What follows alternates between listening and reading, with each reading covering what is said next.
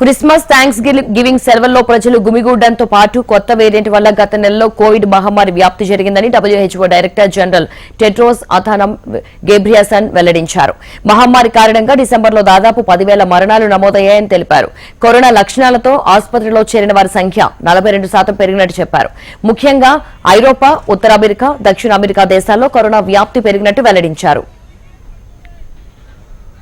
మహమ్మారి తీవ్రత అధికంగా ఉన్న సమయంతో పోలిస్తే గత నెల నమోదైన మరణాలు తక్కువే అయినప్పటికీ అవన్నీ నివారించదగినవని టెడ్రోస్ అన్నారు. ప్రపంచవ్యాప్తంగా చాలా ప్రాంతాల్లో కరోనా కేసుల సంఖ్య పెరుగుతున్నట్టు తెలిపారు. కానీ వాటిని అధికారికంగా నమోదు చేయడం లేదన్నారు. ఈ విషయంలో అన్ని దేశాలు అప్రమత్తంగా వ్యవహరించి బాధితులకు కావాల్సిన చికిత్స అందించాలని సూచించారు.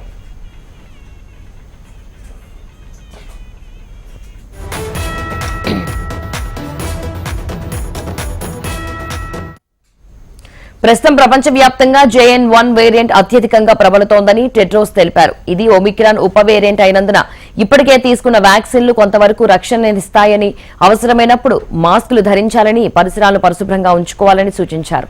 మహమ్మారి సోకకుండా వ్యాక్సిన్లు ఆపవని, ఆసుపత్రిలో చేరే ముప్పు నుంచి మాత్రమే బయటపడేస్తాయని WHO అత్యవసర విభాగాధిపతి మైఖేల్ రాన్ తెలిపారు.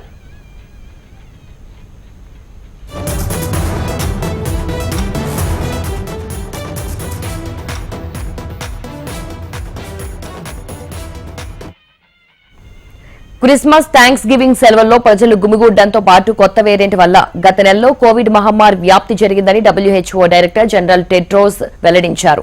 మహమ్మారి కారణంగా డిసెంబర్లో దాదాపు 10,000 మరణాలు నమోదయ్యాయని తెలిపారు. కరోనా లక్షణాలతో ఆసుపత్రిలో చేరిన వారి సంఖ్య 42% పెరిగినట్టు చెప్పారు.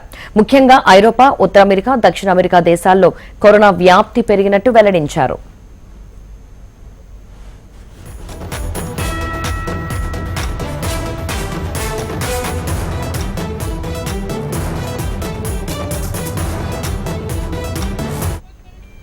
మహమ్మారి తీవ్రత అధికంగా ఉన్న సమయంతో పోలిస్తే గత నెల నమోదైన మరణాలు తక్కువే అయినప్పటికీ అవన్నీ నివారించదగినవని టెడ్రోస్ అన్నారు. ప్రపంచవ్యాప్తంగా చాలా ప్రాంతాల్లో కరోనా కేసుల సంఖ్య పెరుగుతున్నట్టు తెలిపారు. కానీ వాటిని అధికారికంగా నమోదు చేయడం లేదన్నారు.